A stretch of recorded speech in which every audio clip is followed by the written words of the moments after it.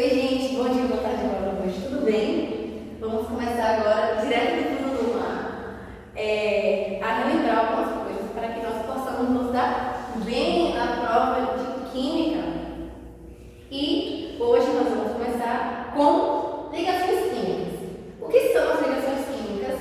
São as interações que ocorrem entre os átomos para se tornarem uma molécula ou substância química composta. E esses átomos, quando eles vão realizar essa ligação química, eles querem ter uma estabilidade eletrônica. E como que a gente vê essa estabilidade eletrônica? Como é que a gente sabe? Uma coisa, todas as vezes que eles forem acontecer uma ligação química, eles vão tentar se estabilizar eletronicamente. O que isso significa?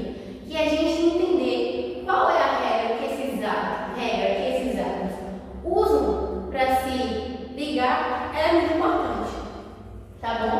Então, o nome da regrinha é regra do octeto e ela diz o seguinte, que para um átomo ele adquirir essa estabilidade eletrônica, ele tem que ter 8 elétrons na sua camada mais externa. Ou seja, fala isso, ou também fala que a sua estrutura tem que se assemelhar à de um gás nobre. Por quê? Porque todos os gases nobres eles possuem 8 elétrons na sua camada mais externa, na sua camada de valência. E aí, essa é a regrinha, mas a regra, principalmente na química, ela tem algumas exceções. E uma dessas exceções é a do hidrogênio, onde ele consegue se estabilizar eletronicamente com apenas 2 elétrons. Ou seja, na regra geral, para a gente lembrar e poder aplicar, quando dois átomos forem se ligar, eles vão tentar se estabilizar eletronicamente, ou ficando com 8 elétrons na sua última camada, ou 2 elétrons, se só tiver a camada K. Essas camadas K, L, M, N, O, P, Q, a gente aprende quando a gente vai estudar distribuição eletrônica, tá bom? Se vocês tiverem alguma dúvida ainda sobre isso, pode me procurar que a gente tira para vocês entenderem muito bem. E com base nisso, com base nessa regrinha, eles vão ver qual maneira vai ser melhor para se ligar. Ou seja, a gente consegue ter 3 ligações químicas aqui e 3 e meia, mais ou menos. Bom, a primeira ligação química que eu trouxe é a ligação iônica. E nessa ligação iônica, o que acontece? A transferência definitiva de elétrons. Como eu disse, eles querem ficar estáveis. No que eu quero ficar estável, eu vou ter que fazer um esforço. Mas aí, o que acontece?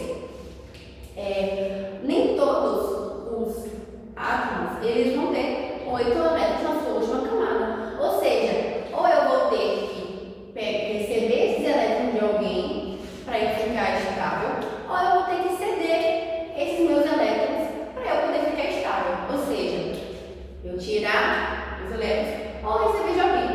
E nessa ligação, a ligação iônica, eu tenho a transferência definitiva desses meus elétrons. O que isso significa? Essa ligação, ela ocorre entre um metal ou uma metal, um metal e uma metal, ou um metal e um hidrogênio. Por quê? O metal, gente, quando a gente olha na tabela, geralmente eles têm, sabe quantos elétrons na sua última camada? 1, 2 ou 3. E os metais e hidrogênios, eles têm maiores. A metais, geralmente, eles têm 5, 6 e 7 camadas na sua última. Ou seja, se eu sou um átomo, tá? E eu tenho 3 elétrons na minha última camada. Agora vou botar aqui uma camada, eu tenho 3.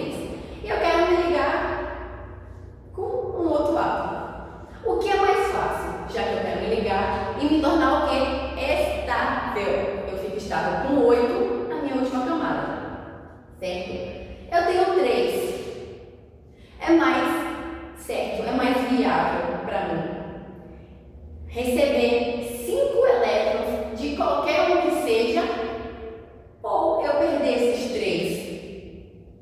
O que é melhor? Eu perder 3 elétrons ou eu receber 5? Perder 3, né? Então, por isso que acontece entre metal e metal. O metal, ele tem a tendência de perder elétrons e os metais, o hidrogênio, tem a tendência de ganhar. E se eu gosto de perder, eu gosto de ganhar, outra pessoa, se a gente juntar, dá tudo certo, né?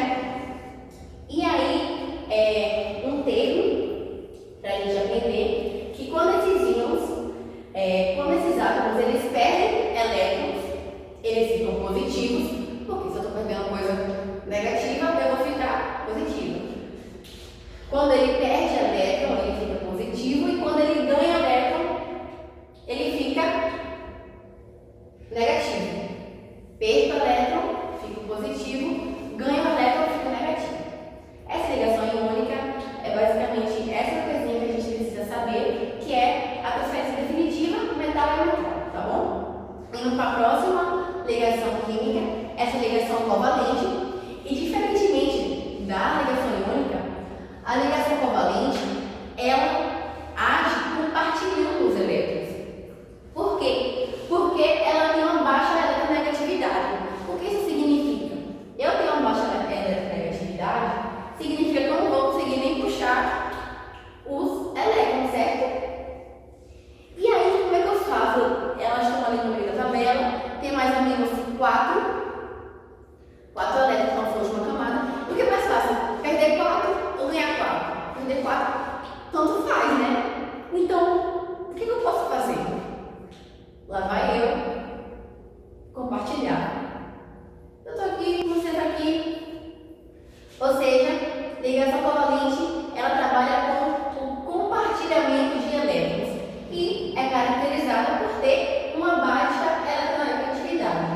Essa ligação, ela ocorre entre uma metal e outra metal, ou uma metal e hidrogênio, tá bom? E essa diferença de eletronegatividade, ela determina se a ligação ela é polar ou apolar. Isso a gente vai ver um pouquinho mais na frente, quando eu mudar o quadro, que a gente vai falar sobre polaridade também, tá bom?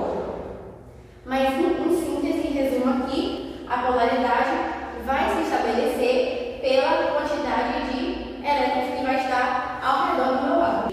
Tá? Com 2, com 4 nada, e o Cl, tá? Tem muitos, mas isso eu vou explicar um pouquinho melhor no próximo quadro. Também temos a ligação covalente da ativa, que ela é semelhantíssima com a ligação covalente, por isso que eu dei o nome, mas ela é da ativa por quê? Porque tem um átomo que ele vai ser responsável por compartilhar 2 elétrons. Em observação para essa ligação covalente aqui da ativa, é que ela é feita artificialmente, tá bom? E por último, mas não menos importante aqui no nosso quadro, a ligação metálica, que a gente não tem muito o que dizer sobre ela, porque é a ligação metal com metal, forma uma liga metálica, e a ligação deles, os metais são propensos a perder elétrons, e nessa perda de elétrons, como eles vão perdendo, só perdem elétrons, vai formando um mar de elétrons, ou uma nuvem eletrônica. Então, a ligação metálica, ela se configura justamente nessa, como é a palavra? Nessa liberdade que os elétrons têm de circular junto. Por isso que eles são bons condutores térmicos, bons condutores elétricos, porque esses elétrons estão soltos por aí pelo mar, formando a ligação deles, tá bom? Então foi isso a parte de ligação, o basiquinho que a gente precisa saber para poder avançar e tirar 10. Agora para o próximo quadro. Então, gente, voltando aqui agora, retomando com já um outro assunto, que é o da hibridação. Nada mais é essa hibridização das moléculas, a fusão entre os orbitais S P. E aí, como é que eu vou fazer para descobrir qual é a hibridização da minha molécula? Simplesmente assim, vou realizar a contagem da ligação sigma que ela vai ter e do par de elétrons livres, podendo ser SP, SP1, SP2, SP3. A gente vai fazer alguns exemplos aqui para ficar mais claro e a gente ter tudo direitinho, tá bom? Vou pegar esse primeiro, é o primeiro. O meu átomo que eu quero analisar é esse central, tá bom? E a ligação sigma, ela é a primeira ligação que está acontecendo, ou seja, eu tenho aqui uma ligação sigma e aqui outra. Então, eu tenho quantas ligações sigmas? 2. Se eu tenho 2 ligações sigmas, o que isso significa? Que a hibridização dessa do meu átomo que eu estou analisando, ela é SP. Por que ela é SP? Quando eu analiso essas duas orbitais aqui, eu vejo que o meu S ele tem 1 e o meu P também tem 1. Então, toda vez que eu obter um resultado de 2, minha molécula, meu átomo analisado, vai ser SP, certo? Já vamos analisar outro. Esse aqui do lado. Temos quantas ligações? Sigma.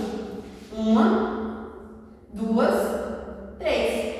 Quando eu tenho 3, qual dessas aqui será correspondente à minha ligação, à hibridização?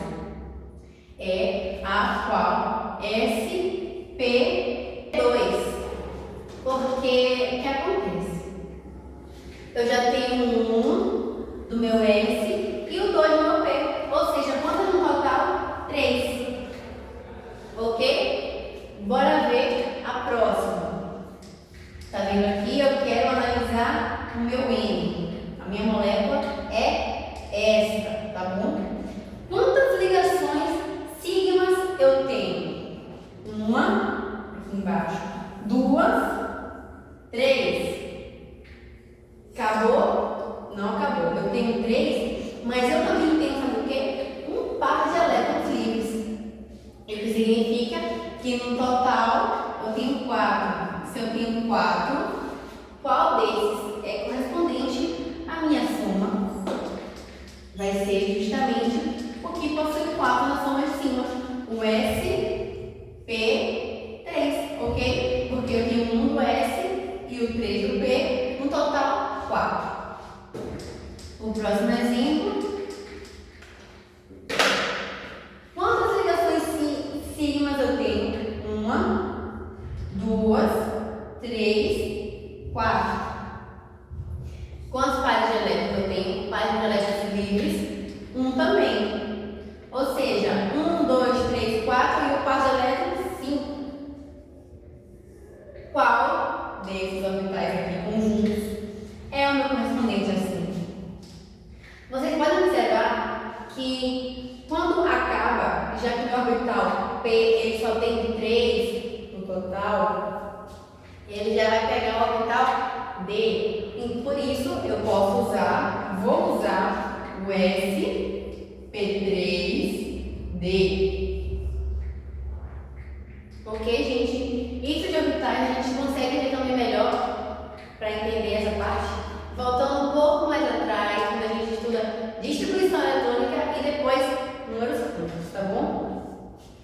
E aí, essa vai ser a configuração equivalente para a quantidade de ligações sigmas e os pares de elétrons livres que eu tenho.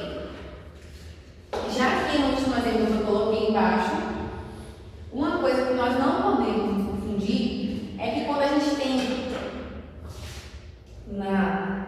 no meu átomo uma ligação que ela não é sigma, não é simples, ela tem uma ligação sigma e as duas outras que ela tem são pi, entendeu?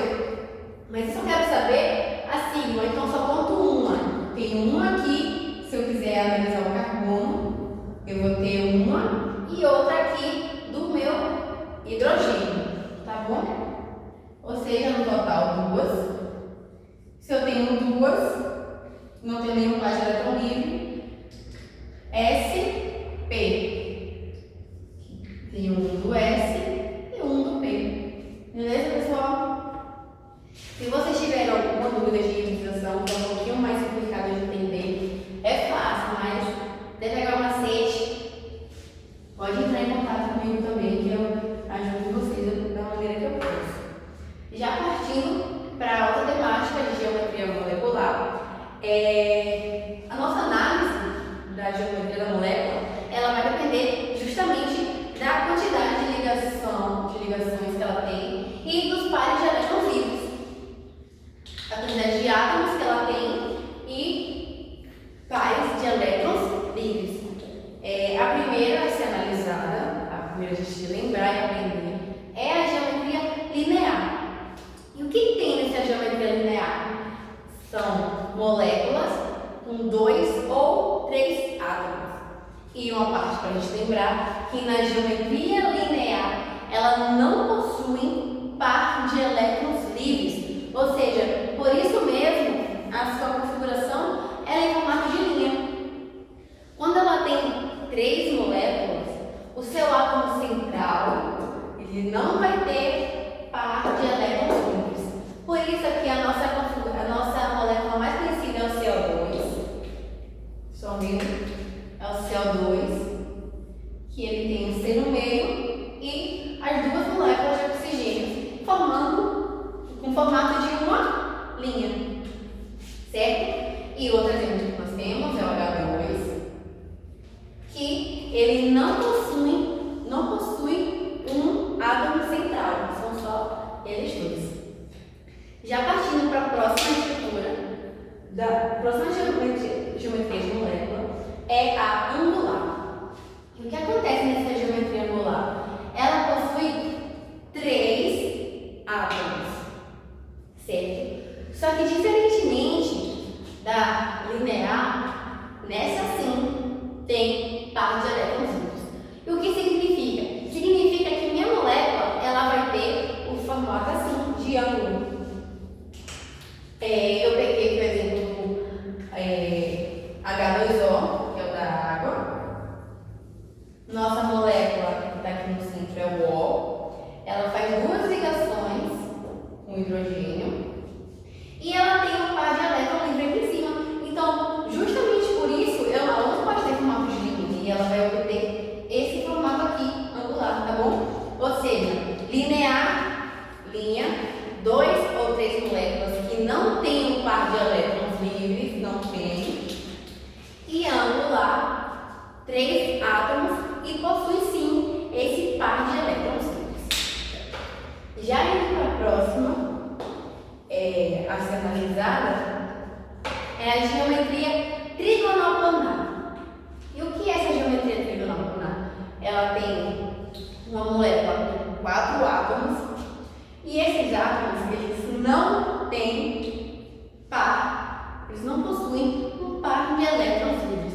Ou seja, se eu tenho 4 moléculas, eu vou ter uma bem aqui no centro e as outras 3 aqui à minha volta. Por isso ela é trigonal, planar, plano, está aqui no meu bolo e em volta, como vocês conseguem observar, porque seria disso.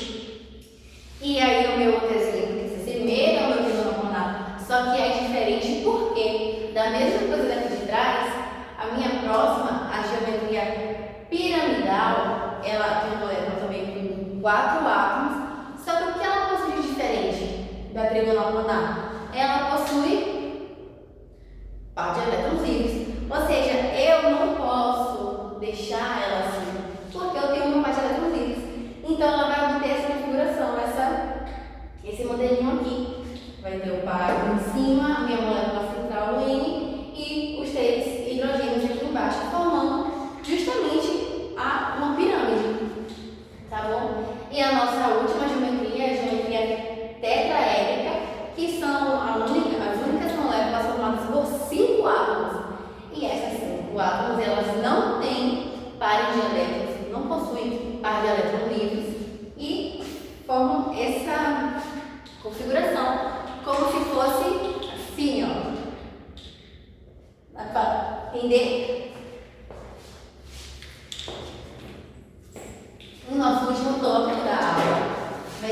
justamente a polaridade das ligações e das moléculas. Como eu tinha mostrado um exemplo aqui atrás,